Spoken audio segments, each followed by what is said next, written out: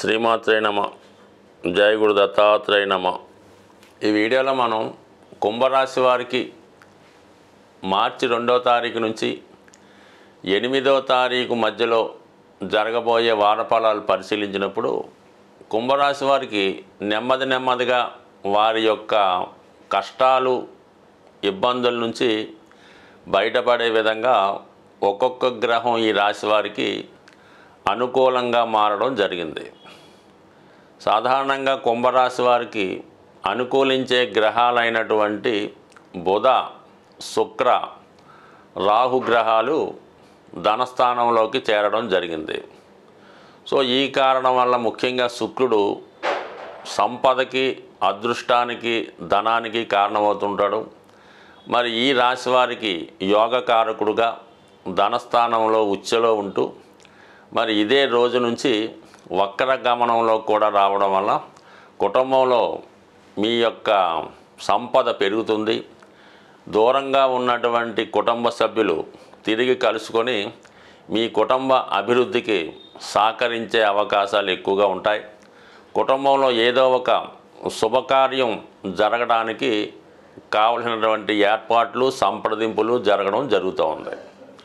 ఇక బుధుడు కూడా ఈ రాశి వారికి ఒక మిత్రగ్రహంగా ధనస్థానంలో ప్రవేశించడం వల్ల మరి ధనయోగం ఏర్పడుతుంది. అంటే బుధుడు నీచభంగ రాజయోగంగా అష్టమాధిపతిగా ధనస్థాన సంచారం వల్ల ఆకస్మిక ధనలాభం ఏర్పడుతుంది. మీరు ఊహించిన విధంగా కాకుండా వేరే విధంగా మీకు ఆర్థికపరమైన సహకారం అందుతుంది. అదేవిధంగా ఈ రాశిలో ఎవరైతే విద్యార్థులు ఉన్నత విద్యలో గొప్పదైనటువంటి ఐఐటి, మెడిసిన్ లాంటి సీట్లో ప్రవేశం కొరకు సంప్రదిస్తూ ఉంటే వారికి ఈ సమయంలో మీరు ఆశించిన విధంగా ప్రవేశం లభించే అవకాశం ఉంది. కాబట్టి మీ యొక్క ప్రయత్నం గట్టిగా చేసి ఈ సమయంలో మీరు ఒక సంకల్పం పెట్టుకుంటే ఈ గ్రహస్థితి మీకు ఉన్నత విద్యలో ప్రవేశానికి సహకరిస్తుంది. అలాగే ఆర్థిక పరంగా మీరు ఏదైనా కొత్తగా వ్యాపారం స్టార్ట్ చేయాలన్నా, ఒక గృహ నిర్మాణం చేసుకోవాలన్నా దానికి తగినటువంటి ఆర్థిక సహకారం కూడా లభించే అవకాశం ఉంది. చాలా కాలంగా మీరు కూడబెట్టినటువంటి ధనం కానీ, ఇన్సూరెన్స్ ధనం కానీ, లేదా కొంతమందికి ఎవరన్నా ప్రామిస్ చేస్తూ ఉంటారు మీ పెద్దవాళ్ళు, మీ యజమానులు, మీ యొక్క పూర్వీకుల ఆస్తి మీకు ఈ సమయంలో రావడం వల్ల చాలా ఇబ్బందుల నుంచి మీరు బయటపడే అవకాశం ఉన్నది. అయితే రాశి అందే సంచరిస్తున్నటువంటి శని భగవానుడికి రవిగ్రహం కూడా కలియడం వల్ల ఏంటంటే కొంతవరకు ఒక మానసిక ధైర్యం జాతకుడికి ఏర్పడినప్పటికీ కూడా కొంతమందికి ఒక అనారోగ్యపరమైనటువంటి ఇబ్బందులు కూడా తలెత్తే అవకాశం ఉంది. కాబట్టి ఎవరైతే కొద్దిగా అనారోగ్యపరమైనటువంటి సమస్యలతో ఇబ్బందులు పడుతున్నారో వాళ్ళు వారి యొక్క ఆరోగ్యం కొరకు తగు విధమైనటువంటి శ్రద్ధ తీసుకోవాల్సి ఉంటుంది. అలాగే మీరు ఏదైనా గృహం కానీ, స్థలం కానీ కొనుక్కునే ప్రయత్నంలో అది చాలా వరకు మీకు నెరవేరే అవకాశం ఉంది. కాబట్టి మరి ఈ సమయంలో దానికి తగినటువంటి ఏర్పాట్లు చేసుకోవడం మంచిది. ఏదైనా స్పెక్యులేషను, షేర్ మార్కెట్టు, జోదం అటువంటి వారికి దూరంగా ఉంటూ రియలిస్టిక్గా మీకు ఏదైతే వస్తుందో, ఏదైతే మీకు సహజంగా ఉందో దాని మీదే ప్రయత్నం చేయాలి తప్ప మీరేదో ఈ విధంగా లాటరీ సంపాదించో, ఆన్లైన్ బెట్టింగ్లో వచ్చో కొనుక్కుందామంటే మాత్రం మొత్తం మీ దగ్గర ఉన్నది కూడా పోగొట్టుకునే అవకాశం ఉంది. కాబట్టి ప్రలోభాలకి లొంగకుండా మీ దగ్గర ఎంతైతే ఉందో దానితోనే ప్రయత్నం చేస్తే తప్పకుండా నెరవేరే అవకాశం ఉంది. దానికి తగ్గ విధంగా సహకారం కూడా లభిస్తుంది. ఈ వారం ఈ గ్రహస్థితి పరిశీలించినప్పుడు ప్రతి ఒక్కరికి కూడా ధనం యొక్క అవసరం చాలా ఎక్కువ ఉండడం జరుగుతూ ఉంటుంది. అంటే శుక్రుడు ఈ ఆదివారంలో వక్రించి ఉండడం వల్ల ఇంచుమించుగా కొన్ని రోజుల పాటు వక్రిస్తాడు. అలాగే మిగతా గ్రహాలతో కలియడం వల్ల మనీ ఎక్స్పెండిచరు ప్రతి ఒక్కరికి చాలా ఎక్కువ అవడం జరుగుతూ ఉంటుంది. ఆ ఖర్చుకు తగిన ధనం మీకు రావాలంటే మరి శుక్రుడు వక్రించి ఉండడం వల్ల శుక్రగ్రహానికి అధిదేవత అయినటువంటి లక్ష్మీ అమ్మవారిని మీరు ప్రసన్నం చేసుకోవాల్సి ఉంటుంది. ఆ విధంగా ప్రసన్నం చేసుకోవడానికి సింపుల్ పరిహారం ఏంటంటే మీకు మీ గృహంలో అవకాశం ఉంటే లక్ష్మీ అమ్మవారి ఫోటోని ఎరుపు రంగు పూలతో అలంకరించవలసి ఉంటుంది. అలాగే అమ్మవారికి దానిమ్మ పండు అంటే ఎప్పుడు కూడా ఒక ఒకే ఒక పండు నైవేద్యంగా కాకుండా కనీసం ఒక 4 లేదంటే ఒక 6 దానిమ్మ పళ్ళు నైవేద్యంగా పెట్టి అమ్మవారికి విధి విధానంగా కనకదార స్తోత్రమో లక్ష్మీ స్తోత్రమో పారాయణ చేస్తూ ఆ ప్రసాదాన్ని 6 ముత్తైదువులకి పంచడం వల్ల లక్ష్మీ అనుగ్రహం కలిగే అవకాశం ఉన్నది. దీనితో పాటుగా మరి ఇంట్లో అవకాశం లేని వారు ఏదైనా అమ్మవారి దేవాలయంలో అమ్మవారికి ఈ దానిమ్మ పళ్ళు నైవేద్యంగా సమర్పించడం వల్ల కూడా మీ యొక్క ఆర్థికపరమైనటువంటి సమస్య నుంచి బయటపడే అవకాశం ఉంది.